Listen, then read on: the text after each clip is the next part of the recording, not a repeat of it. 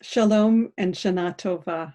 It is so wonderful that we're able to come together, even from afar, at this time of year, to think carefully about what our tradition can teach us and what we must do at this time.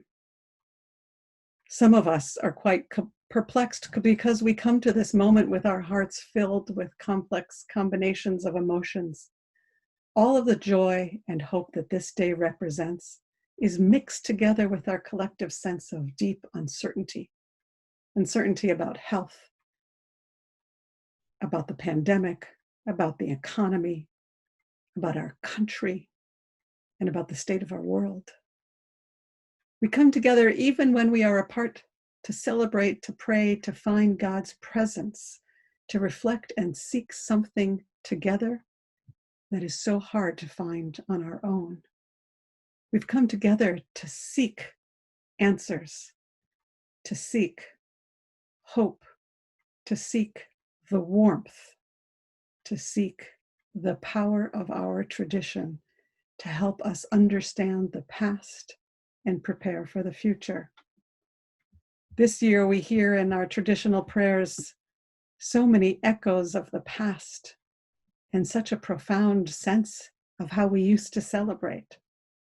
But we also have a deep sense that some prayers this year will sound differently to us, especially, as some of you have spoken about with me already, the powerful piece of our liturgy called Unatana Tokef. It's one of the oldest pieces of our liturgy, and it is so haunting. You know the one. Rosh Hashanah yikatevu, uv'yom tzom Kippur yichatemu. On Rosh Hashanah it is written, and on Yom Kippur it is sealed. Who will live and who will die? And how? And why? And who might we still be able to save in the year ahead? We must ask ourselves. And what will become of our community? The institutions and the synagogues that we love so much. Perhaps we have come to take so many aspects of our society for granted. For many of us, this crisis also has been powerful in giving us new perspective. As one of you put it to me, this crisis has been a powerful teacher. There have been blessings, and there have been ways of understanding that in our deep rootedness, in particular spaces and places, and with particular people, and without particular people, that perhaps we have come to have a better sense of what is actually truly essential to us. The world is indeed becoming more and not less precarious, and so knowing what's essential to us in a world that's gone mad is even more important. So at this time of year, when we celebrate the birthday of the world, when we focus on forgiveness, it is an important opportunity to reflect and to ask ourselves individually and collectively some important questions.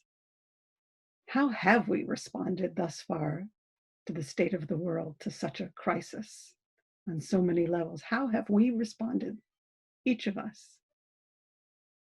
We also want to ask, what does Judaism ask of us in such a situation?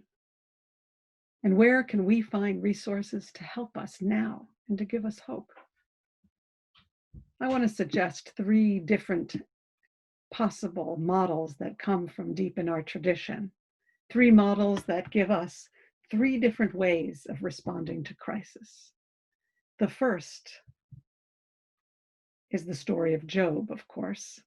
Job is certainly a model to look at when we think about unfathomable crisis and suffering, which some know all too well. Ultimately, Job's response is to accept that God has a plan, that God understands the greatness of the world, and we people will never be able to understand that complexity. And at best, we can hold on to our faith and be patient or even acquiesce to the situation. A second example comes from our Talmud, and it is as relevant as it is bizarre. It's the story of Rabbi Shimon Bar Yochai and his son. This is a story that comes to us from a time of crisis, a different kind of crisis. The Romans were taking over the land of Israel, and they had forbidden Jews from studying the Torah in public. In fact, those who continued to study were often tortured to death. So in this horrible situation, Rabbi Shimon and his son, they go and they know that they must continue to study Torah. That is all that matters to them. And so they go and they hide first in the Beit Midrash, in the house of study, and then that becomes too dangerous. So they go and they hide in a cave. Truly, I am not making up what happens next. You can find it in the Babylonian Talmud in Tractate Shabbat. So they go and they hide in a cave and they bury themselves in sand up to their heads so that they could just study Torah all the time and their clothes wouldn't wear out. Of course, when it was time to pray, they would get out of the sand and put on their clothes, but then they would go back to the sand together, and they survived only on a miraculous carob tree and a miraculous well of water. And they lived in hiding and in this retreat. They had abandoned all the rest of the world. They lived like this for 12 months. In fact, they weren't even aware when it became safe and they could come out again. Elijah had to come and say, who's going to tell them that the Roman edict is over and they can come out now? When they do come out, they cannot deal with the world. They have been so singularly focused on Torah that they can no longer appreciate anything else of the world, so much so that everywhere their eyes looked, it exploded. It was burnt up. They couldn't tolerate anything else, or the way that the world had gone on dealing with this worldly things while they had been dealing with heavenly things. Eventually, a bat kol, a voice of God, comes to them and says, have I had you come out of your cave just so you can be so destructive? Go back in. They go back in for almost another year. And finally, when they do come out, they have a better sense of proportion, that there are things of this world that are essential as well as Torah, and that they by themselves, just with knowledge of Torah, were hardly enough for anything in the world to function.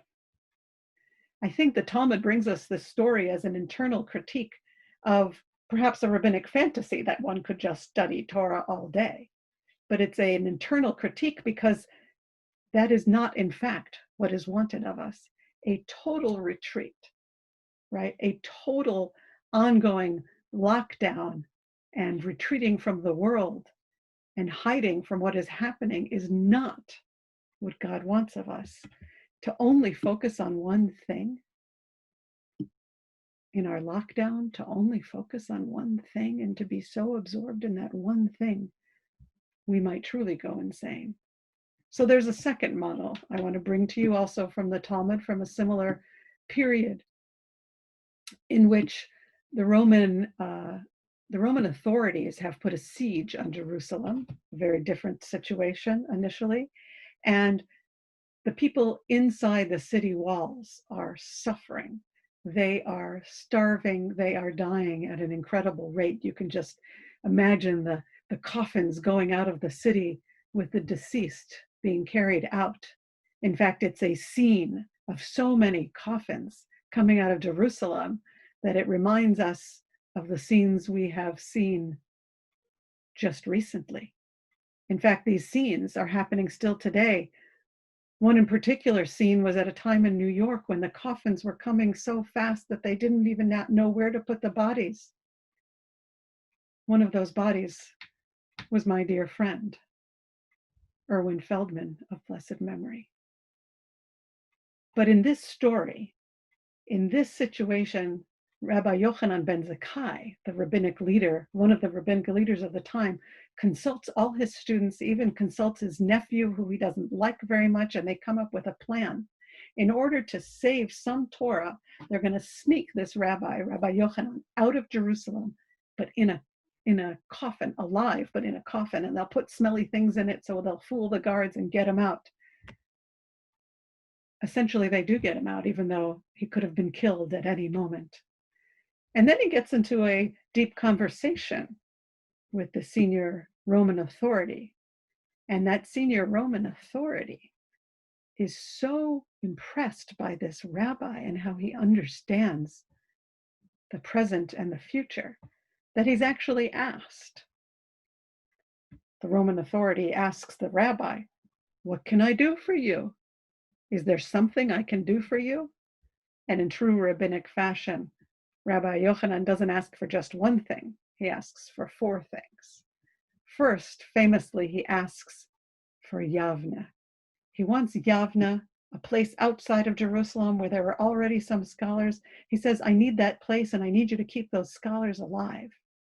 And I also need you to give me a sense of community. We need a certain group of people to be able to come with us because they're our future leaders. We need leadership. And the fourth thing he asks for is for the physicians to heal those who are ill. Rabbi Yochanan knows that one needs much more than Torah to survive, much more than faith to survive. He knows that he needs these four things. He knows that he needs a place and a community, a space both physical and for us virtual in which we can meet and celebrate and pray and flourish in new ways. He knows that he needs wise people, even those he disagrees with, because he knows that those are the people that helped him be creative in order to escape the siege on Jerusalem and help the community continue not in Jerusalem, in a new place, to adapt to a new reality. And so he knows that he needs that leadership team. He also knows that he needs members of the community who are committed for everyone to play a role, to support the community and make the community everything it can be in a new reality, to help the community adapt, especially in such circumstances. Especially because of such circumstances, we too need to adapt and learn to understand our community anew, to understand that we can't be single-minded, that we have to be able to consult many, that we have to be able to forgive the people that we don't agree with in order to go on, in order to move forward. In fact, I would say that the fourth thing that Rabbi Yochanan models for us, in addition to the commitment to place, to preserving tradition, a commitment to people and to leadership, the fourth thing he has is radical optimism. He has such hope in the future. He has a hope that is even more, I would say, than a hope that comes from faith. He has hope because he knows that he can harness the collective knowledge of the Jewish people, of his community, of everything that existed now. He can bring all that knowledge together now. And through that knowledge, they can learn how to adapt. He was so humble that he knew that he didn't have all the answers. He needed to consult others who knew other areas of wisdom.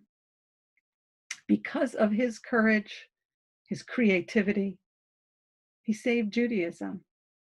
He didn't hide in a cave.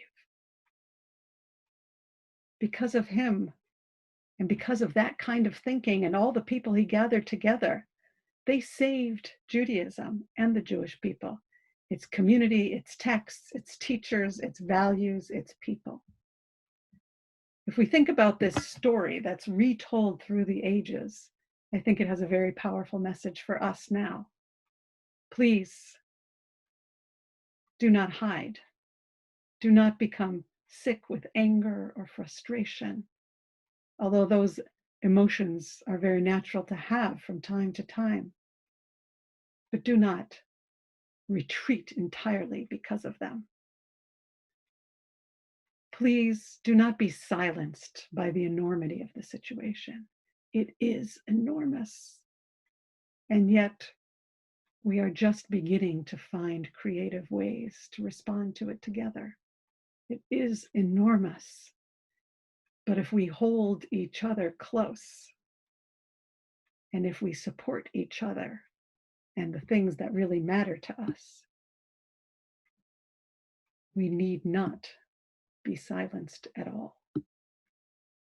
And please do not give in to despair or listen to those who say there's no hope. There is always hope. Rabbi Yochanan understood that reality will always be changing, and the reality of the world and our circumstances will always be changing, and there is always uncertainty.